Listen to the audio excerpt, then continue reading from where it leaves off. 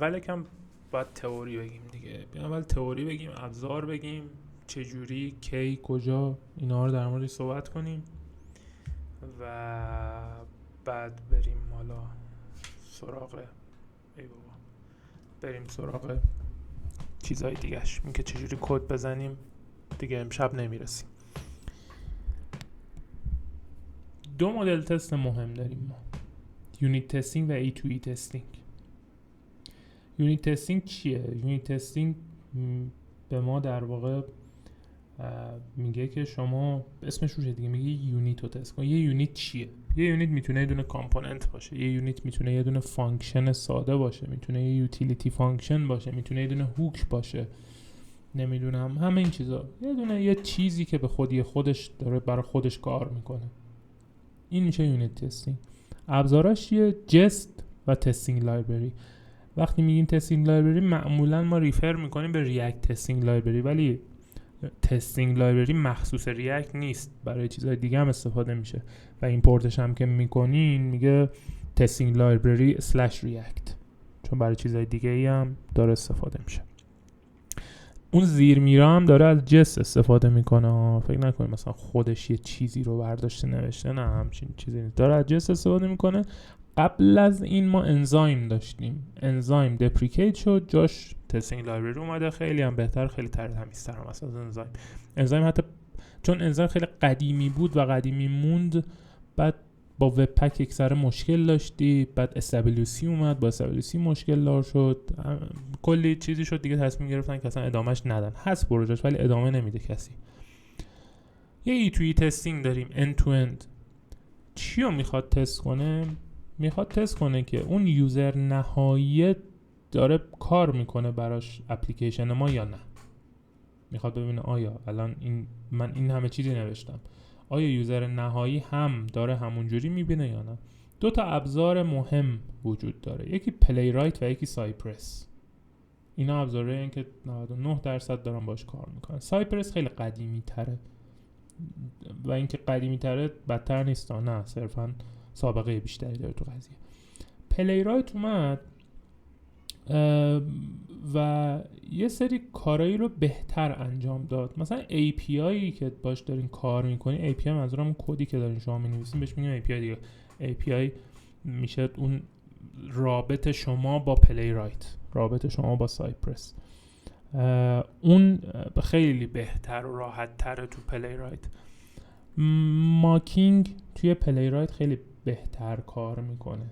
ماکینگ به نظر من خیلی راحت تره و تو تستینگ لایبرری هم مثلا همینطور. تو تستینگ لایبرری هم ماک کردن دیتا خیلی راحت تر از چیزی که مثلا تو انزایم داشتیم.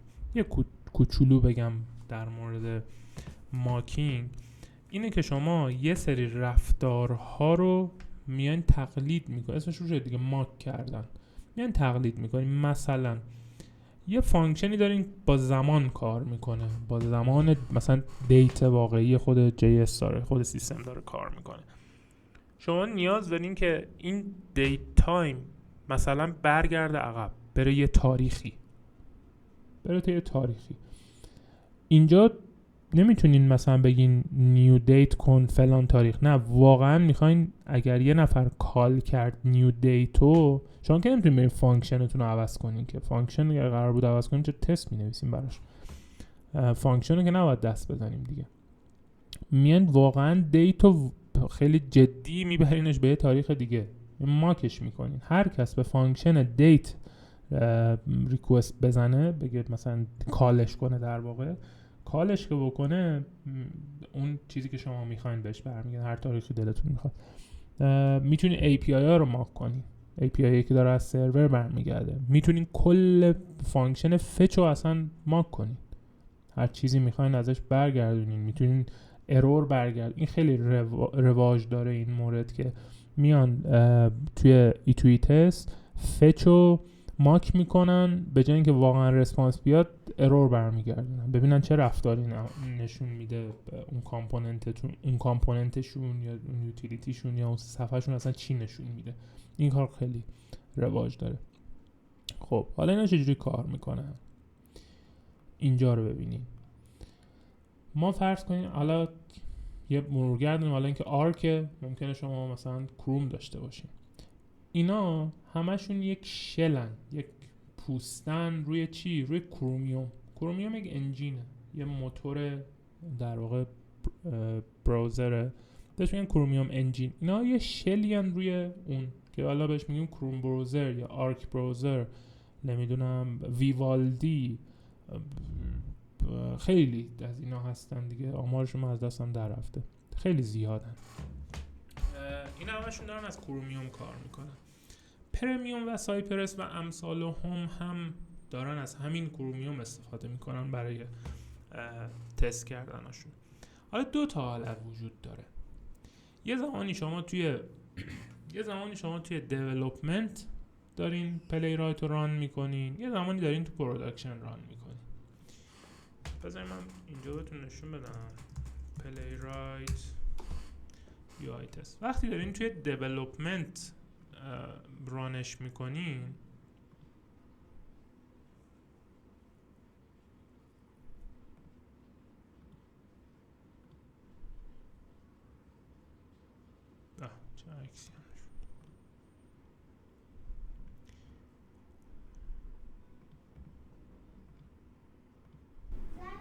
وقتی دارین تو دیولپمنت رانش میکنین یه همچین صفحه‌ای بهتون نشون میده. حالا این ناقص ولی کلیت متوجه میشین. تستا رو دونه دونه اینجا ران کرده، مثلا شوت الا فلان، بخشای مختلف اینا دسکرایب‌های مختلف جدا کرده و همونجا کدم میتونین ببینید. دقیقاً مرورگر رو اینجا باز میکنه جلوتون، شروع میکنه مثلا یه بات فرض کنید چه شکلی کلیک میکنه دونه دونه بخشا رو میره جلو، بعد میبینین دقیقاً ریزالت ها رو میبینین، میتونین لاک کنین، میتونین پازش کنین، میتونین دوباره دستی رانش کنین، اکسپورت بگیرین، کلی کار میتونین باش بکنین. این کار انجام میده ما اینجا بودیم. این کار انجام میده، به این میگن یو آی مودش. یه یو آی مود داره که داره توش کرومیوم ران میکنه یا مرورگرهای دیگه هم میشن. صرفا مثال میزنم که چون اکثرا احتمالاً کروم دارین مثالش راحت باشه براتون. یو آی مود رو بهتون میده تو دیولپمنت مود، ولی توی پروداکشن مود که ما نداریم دیگه. یعنی فرض کنین داره یه CI/CD ران میشه، مثلا گیت هاب اکشن داره ران میشه، ما اونجا که یو آی نداریم، میاد هدلس مود رانش میکنه، یعنی یو آی در کار نیست، اون پشت داره توی ترد اینا ران میشه و ریزالتش صرفا برمیگرده سمت این. بریم جلوتر. این میشد در واقع بهش گفتیم چجوری کار میکنه. اوکی، یه سوال دیگر هم باید جواب بدیم. کی باید رانش کنیم اینو؟ این بستگی به یه چیز مهم داره، به تعداد تستاتون. یه زمان شما 100 تا دونه تست دارین کلا، این 100 تا دونه 10 ثانیه هم طول نمیشه، 20 ثانیه هم طول نمیکشه کار کردنش. میتونین تو هر بار که پوش میکنین، میخواین پوش کنین کدتون اصلا بالا، اینو ران کنین. چه شکلی؟ با هاسکی رو ستاپ میکنین، میگه هر بار که این میخواد ران شه مثلا npm run test بزن اونم ران کن. ولی یه زمان از شما 10,000 تا تست نوشتین، 2 ساعت طول میکشه این ران شه. این فرض کنید من دارم دیولپ میکنم، هر بار میخوام یه تیکه کد رو پوش کنم این کل تستا رو ران کنه. خب این نمیشه که هر یه تسک مثلا هات فیکس میخوام بدم وایس هم 2 ساعت کل تستا ران شه، بعدم دارم مثلا کجا میدم میخوام تست کنیم، هنوز نمیخوایم بریم پروداکشن. اصلا ما یه دیپلویمنت پایپلاینی داریم همیشه. یه سری شرکت ها این 4 تا رو دارن، یه سری شرکت ها 3 تاشو دارن، یه سری شرکت ها هم 2 تاشو دارن. اونا که یه دونه رو دارن سافت پروداکشن که اصلا هیچ، اصلا سمت تست نرن، بزنم بهتر. یه سری دیولپمنت دارن، مثلا dev.x.com. یه سری دارن، یه سری میگن نه، محیط دیولپمنت همون محیط سیستم دیولپرمونه، ما به اون میگیم محیط دیولپمنت. ما محیط دیولپمنت جداگونه‌ای دیگه براش نداریم. بذار من یه بار دیگه چیزا رو ببینم، کامنت ها رو ببینم.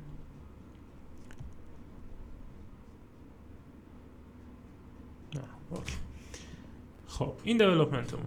میایم استیجینگ رو شاید 80-90% شرکت ها دارن. محیطیه که شما روش پوش میکنین، QA تون تیم QA تون، حالا هر کی که هست، میره تست میکنه، به شما اکسپتشو میده و بعد کدتون میاره بالا. یه حالتی که بعضیا دارن دوباره حالت پریویوه. پریویو پر پی آر اینستنس میده. شما هر پول ریکوستی که میفرستین بالا یه دونه لینک با همون کدی که شما زدین برای همون پول ریکوست جنریت میکنه و بهتون میده. تو ورسل خیلی دیفالت فعال هستن، چون هر بار که پول ریکوست میزنید یه URL جدید بهتون میده. اگه URL دیفالت ست نکنید یه URL جدید بهتون میده که فقط تغییرات همون پی آر روشه. مثلا اگه شما فردا یه پی آر دیگه بزنین بعد برین URL اون پی آر قبلی رو باز کنین، دیگه اون پی آر قبل جدید توش نیست، فقط با همون تا همون جای کدتون کار میکنه. بعضیا دارن اینو، بعضیا ندارن. ولی دیگه این دوتا یعنی استیجینگ و پروداکشن که دیگه اصلا نمیشه نباشه، واقعا ندارد. شما میان کی ران میکنین تستا رو؟ موقعی که داره میره رو استیجینگ. چرا؟ چون قراره به QA تون بگین ببین من این فیچر زدم، بیا برو این فیچر رو تست کن. خب باید مطمئن شین که اول خودتون باید مطمئن شین که کار میکنه دیگه. تا مطمئن نشدین که نباید بدین QA، خودتون حداقل یه دور تست میکنین. اینو میذارین ران میشه. حالا بر اساس تست هایی که نوشتین میتونین این شرط و شروط ها رو بذارین که کدوم مدل از تستاتون ران بشه. تستای مثلا ایتویتون ران بشه، تستای یونیتتون ران بشه، یا اصلا همه ران بشه. چجوری؟ اینا همه رو میتونین انجام بدین. و موقع پروداکشن رفتن شما دارین از استیجینگ پی آر میزنین تو پروداکشن، دارین میفرستین کدا رو اینجا. تمام تستاتون باید ران شه. تمام تست هایی که دارید باید ران کنید قبل از پروداکشن رفتن. مطمئن شید تمام تستا داره پس میشه. این میشه از این. یه چیز داریم اسم اسنپ شات تستینگ که نظر شخصی من کاملا بیهوده است، یعنی هیچ بنفیتی برای هیچ کی نداره. من نمیدونم کجا خاصیت داره، هیچ چیزی نمیده. یعنی من همون تست ساده معمولی بنویسم برای کامپوننتام خیلی بیشتر جواب میگیرم. میرسیم به بحث آخرش، سر حالا اینکه چجوری مینویسن و میتونیم بریم جلسه بعدی واقعا تست بنویسیم یا فانکشن رو با هم تست بکنیم و اینا کار نداریم. ولی 2 تا بخش مختلف داریم. ما 3 تا کلمه مهم رو شما باید یاد بگیرید. یکی describe، یکی تسته و یکی ایته. این 2 تا یه چیزه، این یه چیزه. describe برای بخش بندی کردن تستاتونه. مثلا describe میکنین فلان، مثلا کامپوننت فلان رو دارم تست میکنم. چرا؟ چون همون یو آی که بهتون نشون دادم اینجا، ببین اینا editing counter clear completed button، اینا describe تو کدشون با describe نوشتن، برای همین اینجور جدا میکنه چیزاشونو، کدشونو. یه تست دارین یه ایت دارین. تست توی React Testing Library یا Testing Library داره استفاده میشه. ایت مال جسته، چون یونیت تست میخوایم بنویسین 99% دارین ایت میذارین. حالا اسم گذاری ها خیلی حرف توشه، ولی متداول ترینش چیه؟ start با should یا it should. حالا الان بهتون میگم. اگر من بنویسم it که یعنی دارم از جست استفاده میکنم، اینجا میسم should مثلا render correctly. اوکی. ولی وقتی دارم مینویسم مثلا تست، اینجا دیگه should رو نمیزنم، اینجا میسم it should، ایتو میارم این طرفش. بعضی این کارو میکنن، بعضی همین should رو مینویسن. مهم اینه که سلام علی جان، مهم اینه که یه ساختار رو رعایت بکنید. در 99% میتونیم فرمت گرامری رو حفظ کنید. should return نمیدونم فلان، should return 0، should return error، should فلان، چون به هر حال should دیگه کلمش. یه سری اسم‌گذاری متفاوت داریم تو اون describe. یه سری میان میگن آقا مثلا forgot password page، یه کل صفحه رو میذارن. بعضی میان describe تو در تو میگن authentication یا آس فرمش، بعد تستاشو اینجا مینویسن. بعد اگه یه تست دیگه در مورد آس داشته باشن باز اینجا مینویسن. مثلا اینو برام این طرف میان اینجا مینویسن، مثلا این فرمشو تست کردم، مثلا باتن، مثلا return button بعد مثلا اینجا چه میدونم مثلا APIش مثلا اسم اشتباه ولی حالا فرضاً APIش بین قشنگ جدا جدا میشه، همش تو اون کنسوله که بهتون گفتم خیلی خوشگل و تر و تمیز دیده میشه.